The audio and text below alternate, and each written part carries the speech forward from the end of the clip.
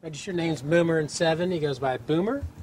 He's going to be our example today. We're going to demonstrate a little on how to turn your horse around and build that into a spin. He belongs to one of our clients. He's just a really nice horse. He's kind of unique. He was raised as an orphan. So his mother died at birth shortly thereafter, and he was bottle fed. So he was really hand raised. He doesn't really know he's a horse, so he's a lot of fun to be around. We should probably take a look at how do you build a horse from the nose through the tail. And what I mean by that is, when we train reining horses, we train them through the zones, and the zones are divided into 4 zones. So we have zone 1 is the head and neck, zone 2 is the shoulder, zone 3 is the barrel, zone 4 is the hip. But when it comes to teaching the turnaround, it's really important that that horse has learned how to soften their chin and walk forward with their poll vertically flexed. So what I'm going to demonstrate is a really simple entry-level exercise for our young horses as they begin to learn how to walk in a circle. As I go through the mechanics of this move, let me explain ahead of time what it is I want to be able to do.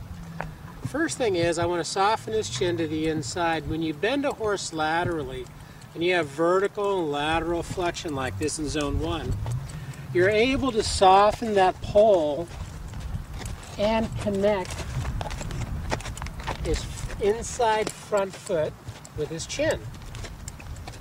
So the inside rein will control the inside lateral line. The outside rein is my neck rein. So I am always talking with my neck rein. As I begin to use my neck rein, and I ask him to walk into a smaller circle, and I feel like he's pretty soft, I'm going to lift my outside hand, set that hind foot. It's important to realize what this outside rein does. This outside rein is your collection rein, it is your neck rein, and it will slow and stop forward impulsion. So I'm going to cluck again. Get a little more impulsion. I've got him bent. Here's my outside rein talking to him, so we're going in a circle. Now the next thing we're doing, as we've kind of got a pretty good feel, my shoulders are straight, he's jogging a nice circle, listening to my inside rein, and I've got my inside leg on him. My inside leg now is controlling zone 3, that's the barrel, and I'll demonstrate that. I'm going to close my leg, I'm going to expand my circle. And my outside leg is here as an impulsion leg. Impulsion meaning helping him to continue to go forward. Now this exercise helps this horse understand how to move his barrel over to the outside, opening up the inside shoulder so that when I do want to pivot,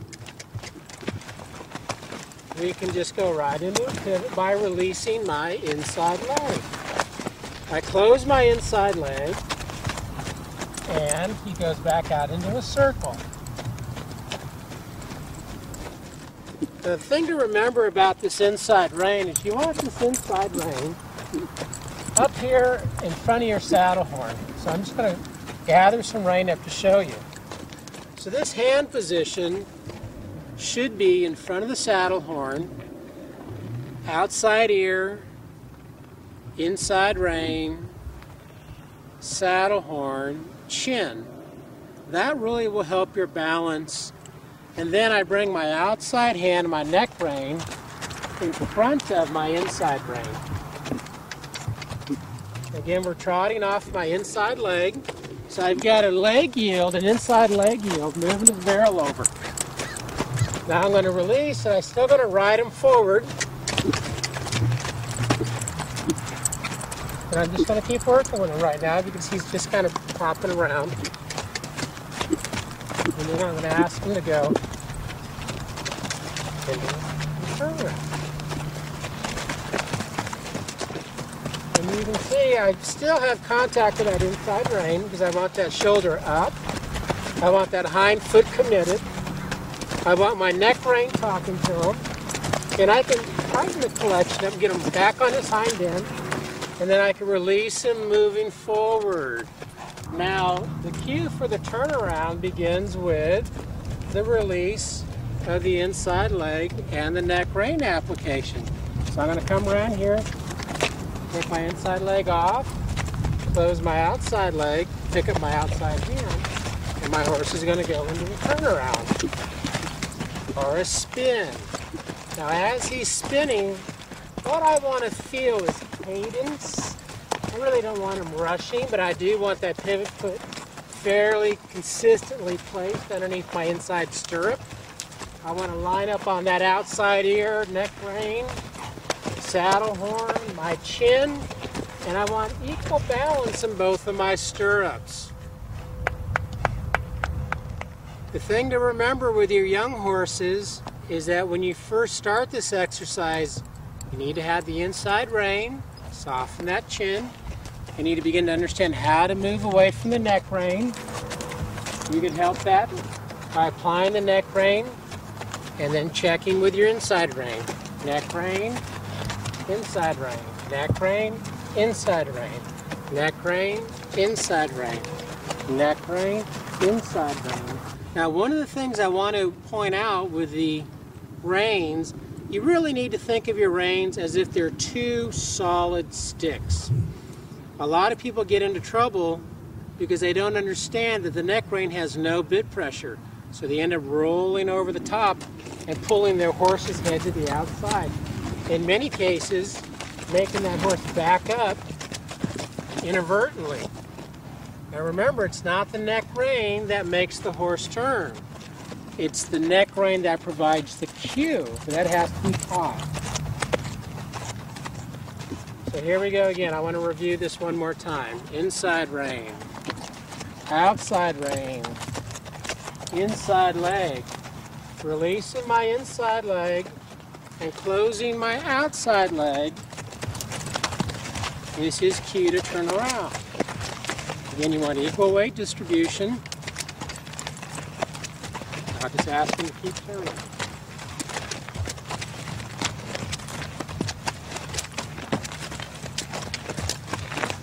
Whoa.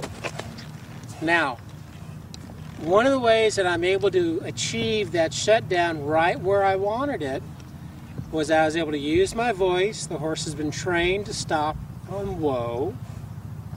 And I was able to close that inside leg. Now, you remember earlier in the exercise with that inside leg, what does he have to do? Move away from it. So that becomes a pressure point that I can use to my advantage when I want to shut this horse down when he's really spinning at speed.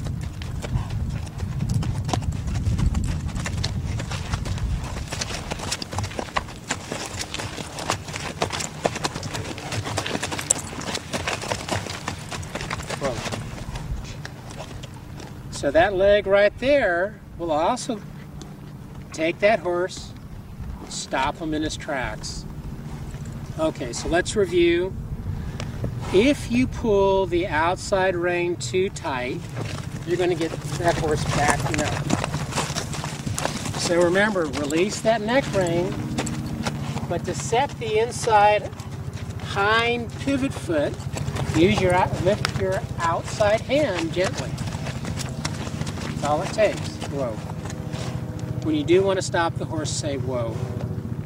So remember, when you're starting that young horse, use a snaffle bit and take your time. Get your flexion both ways. And remember the zone training. So in order to get a horse to turn around, that horse has to be conversant in zones 1, head and neck, 2, the shoulders, 3, the barrels. We encourage all the viewers to write in, and we're looking forward to talking to you soon. Until next time, see you later.